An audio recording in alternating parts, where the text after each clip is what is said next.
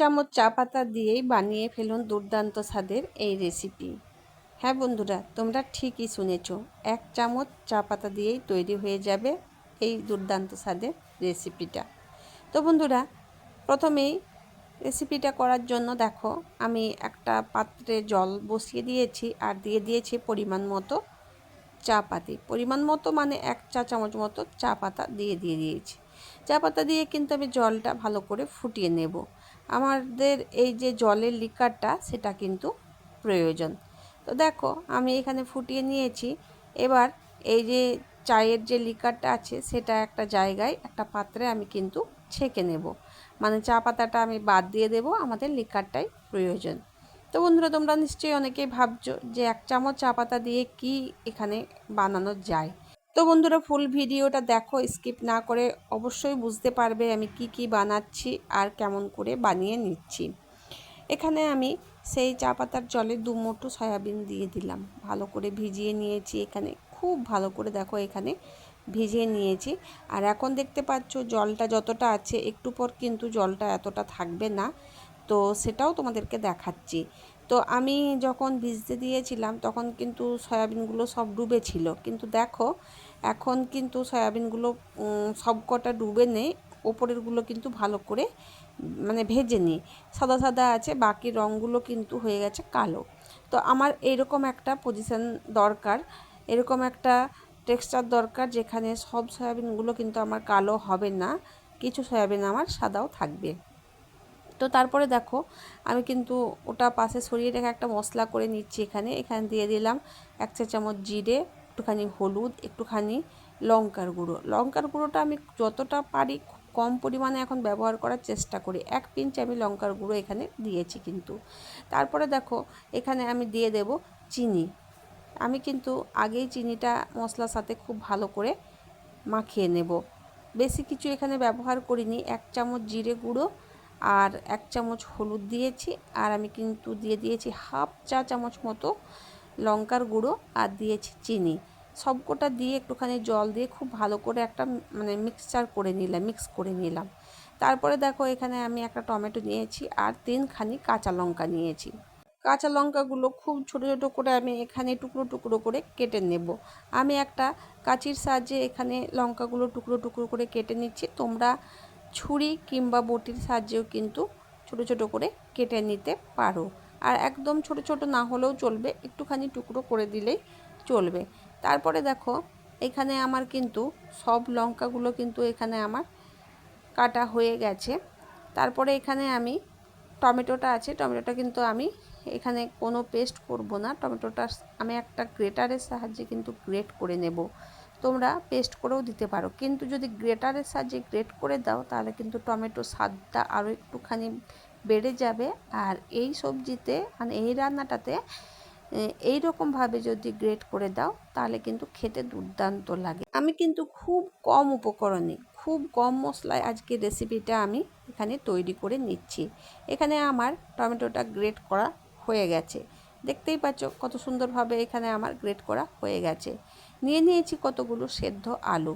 সেদ্ধ আলুগুলো কিন্তু আমি এখানে একটা কাঁটা চামচের সাহায্যে মানে ম্যাশ করে নেব। খুব যে একটা ম্যাশ হবে তা কিন্তু নয়, কিন্তু এই চামচের সাহায্যে আমি একটুখানি ম্যাশ করে নেব। দেখতে পাচ্ছ এরকম পরিস্থিতি থাকবে, তখন তোমরা কিন্তু আর ম্যাশ করবে না। মানে খুব যে একদম মিহি হয়ে যাবে তাও কিন্তু নয়, আর খুব যে গোটা গোটা থাকবে তাও কিন্তু নয়। এবার একটা কড়াই বসিয়ে দিয়েছি, কড়াইয়ে পরিমাণ মতো আমি এখানে দিয়ে দিয়েছি তেল। আর দেখো সয়াবিনগুলো কিন্তু আমার এই রকম থাকবে, ওপরের দিকটা কিন্তু সাদা আর নিচের দিকটা কিন্তু একদম কালো।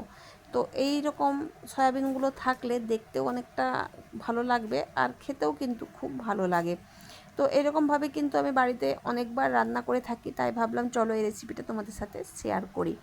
তো আমি কিন্তু যে চা পাতার জলটা ছিল সেটা কিন্তু আমি ফেলে দিইনি, সেটা আমি রেখে দিয়েছি, এটা কাজে লাগবে। কড়াইয়ে তেলের মধ্যে দিয়ে দিয়েছি আমি একটা এলাচ ফাটিয়ে দিয়েছি আর এক টুকরো দারচিনি দিয়েছি একটুখানি কালো জিরে।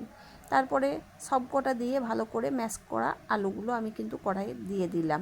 তেলের পরিমাণটা আমার খুব কম আছে, গ্যাসের ফ্লেম আছে লো টু মিডিয়াম। তারপর দিয়ে আমি খুব ভালো করে এখানে মিক্স করে নিচ্ছি। আর আজকের এই রান্নাটা যাদের হার্টের প্রবলেম থাকবে তারাও কিন্তু এটা খেতে পারে, কারণ হার্টের প্রবলেম যাদের থাকে তাদের কিন্তু খুব কম তেল মশলায় খাবার খেতে বলে, কিন্তু আজকের এই রেসিপিটা যদি তারাও খান তাদের কিন্তু কোনো অসুবিধা বা কোনো প্রবলেম হবে না। তারপরে দেখো আমি গ্রেট করে রাখা টমেটোটাও দিয়ে দিলাম কিছুক্ষণ ভাজার পর আলুগুলো, তারপর সেটাও ভালো করে ভেজে নিয়েছি। তারপর দিয়ে দিয়েছি আমি একটা ক্যাপসিকাম কুচি করে কেটে রেখেছিলাম, সেটাও কিন্তু আমি দিয়ে দিলাম। ক্যাপসিকাম দিলে সবজির স্বাদটা কিন্তু দ্বিগুণ হয়ে যায়। তো ক্যাপসিকাম দিয়ে আমি কিছুক্ষণ ঢাকা দিয়ে রেখে দিয়েছিলাম। ঢাকা খুলে দেখো আমি কিন্তু আবার সব সবজিগুলো একসাথে ভালো করে মিশিয়ে নিচ্ছি। একসাথে সব সবজিগুলো ভালো করে মিশিয়ে নেওয়ার পর ভিজিয়ে রাখা সয়াবিনগুলো দিয়ে দিলাম। আর কালারটা এত সুন্দর দুর্দান্ত এসেছে তোমরা দেখতেই পাচ্ছ। তো সয়াবিনগুলো দেওয়ার পর এখানে আমি কুচি করে যে কাঁচা লঙ্কাগুলো কেটে রেখেছিলাম সেগুলোও দিয়ে দিলাম। তারপরে খুব ভালো করে এখানে মিশিয়ে নিচ্ছি। আর এই সময়ই এত সুন্দর দেখতে হয়েছে যে মনে হচ্ছে এই সময়ই খাওয়া যাবে। কিন্তু স্বাদটা বাড়ানোর জন্য আমি এখানে সব মশলাগুলো একে একে ব্যবহার করব। যে মশলাটা আমি একটা বাটিতে ঠিক করে রেখেছিলাম, গুলে রেখেছিলাম জল দিয়ে, সেই মশলাটা আমি এখানে দিয়ে দিলাম। একটুখানি নেড়েচেড়ে নেওয়ার পর এখানে দিয়ে দিলাম হলুদ গুঁড়ো। আমি আগেও মশলাটাতে হলুদ দিয়েছিলাম, তাও আবার এখানে কিন্তু আমি 2 চা চামচ মতো হলুদ দিয়ে দিলাম। তারপরে দিয়ে দিলাম পরিমাণ মতো লবণ। তোমরা তোমাদের আন্দাজ মতো লবণটা কিন্তু এখানে দিয়ে দেবে। আর এখানে আমি কিন্তু 10 টাকার যে প্যাকেট সয়াবিন যেটা থাকে সেটা কিন্তু আমি ব্যবহার করেছি, তার আন্দাজ অনুযায়ী কিন্তু আমি সব এখানে দিচ্ছি। তারপরে দেখো একটুখানি মিশিয়ে নেওয়ার পর আমি একটা বাটিতে দিয়ে দিলাম কিছুটা টমেটো সস, তারপর দিয়ে দিলাম কিছুটা রেড চিলি সস, আর তারপরে সবথেকে লাস্টে যেটা দিচ্ছি গ্রিন চিলি সস এখানে দিয়ে দিলাম। তো সবগুলো দিয়ে খুব ভালো করে এখানে মিশিয়ে নিচ্ছি। তারপরে কিন্তু আমি সেই মিশ্রণটা আমি দিয়ে দেব সবজির মধ্যে। সসটা অতি অবশ্যই কিন্তু তোমরা ব্যবহার করো, এখানে কিন্তু সসের পরিবর্তে টমেটো ব্যবহার করা চলবে না। সসটা দেওয়ার পর খুব ভালো করে এখানে মিশিয়ে নিচ্ছি।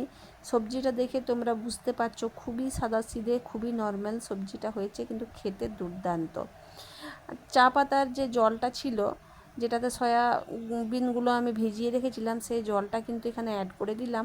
তারপরে দেখো এখানে আমি পরিমাণ মতো আরও জল কিন্তু ব্যবহার করব, যেহেতু সয়াবিনগুলো আমার আরও একটুখানি সেদ্ধ হবে। তো সেরকম পরিমাণ মতো আমি এখানে জল দিয়েছি। তো আজকের রান্নাটা যদি আমার ভালো লেগে থাকে বন্ধুরা লাইক করবে, কমেন্ট করবে, শেয়ার করবে। আর এরকমই নিত্য নতুন ভিডিও পেতে চ্যানেলটা অবশ্যই সাবস্ক্রাইব করে রেখো। আর যদি তোমাদের মনে হয় কোনো রেসিপি আমার কাছ থেকে তোমরা শিখতে চাও বা জানতে চাও তাহলে অতি অবশ্যই কমেন্টে জানিও, আমি সেই রেসিপিটা নিয়ে আসার চেষ্টা করব। ঢাকা দিয়ে দিয়েছিলাম, ঢাকা খুলে কিছুক্ষণ হালকা হাতে আমি এখানে নেড়ে চেড়ে নিচ্ছি। দেখো তো সম্পূর্ণ এখানে আমার কিন্তু রেসিপিটা রেডি হয়ে এসেছে। আর এরকম রেসিপি বাড়ির ঘরোয়া রান্না আমার চ্যানেলের প্রতিনিয়ত তোমরা পেয়ে যাবে। তো আমি কিন্তু খুব বেশি মশলায় রান্নাবান্না করি না, আর যেটা সবার আয়ত্তে থাকবে সেই মশলা দিয়েই কিন্তু আমি রান্নাটা দেখাই। এখানে তোমাদেরকে দেখিয়ে দিলাম একটা কাঁটা চামচের সাহায্যে যে সয়াবিনটা এত সুন্দর হয়েছে। তারপরে গ্যাসের ফ্লেমটা আমি অফ করে দিয়েছিলাম। এখানে নামানোর পরে আমি কিন্তু কসুরি মেথি ছড়িয়ে দিলাম। তারপরে কসুরি মেথি দেওয়ার জন্য আরও কিন্তু রান্নাটা দুর্দান্ত লাগছে। এখানে দেখো আমি সয়াবিনটা দেখিয়ে দিচ্ছি যে কত সুন্দর হয়েছে। আমি এখানে হাতে করে দেখিয়ে দিয়েছি, এত নরম হয়েছে আর দেখতেও দারুণ হয়েছে, একদম মাংসের মতো লাগছে। তো তোমাদের এই সয়াবিনের ইউনিক রেসিপিটা কেমন লেগেছে অতি অবশ্যই কিন্তু জানিও বন্ধুরা। আর সয়াবিনের আরও অনেক রেসিপি আছে যেগুলো তোমাদের সাথে এখনও আমি শেয়ার করে উঠিনি। তো আস্তে আস্তে সব রেসিপিগুলোই তোমাদের সাথে নিয়ে আসবো তোমাদের সামনে। তোমরা আমার ভিডিওগুলো ফুল একটুখানি দেখো, স্কিপ না করে। তো চলো বন্ধুরা আজকের ভিডিওটা আমার এই পর্যন্তই। দেখা হচ্ছে তোমাদের সাথে আবার কোনো নতুন ভিডিওর সাথে। ততক্ষণের জন্য তোমরা সবাই ভালো থেকো, সুস্থ থেকো, এভাবেই দেখতে থেকো আমার সাথে আমার video creation of Jhuma. Tata বন্ধুরা।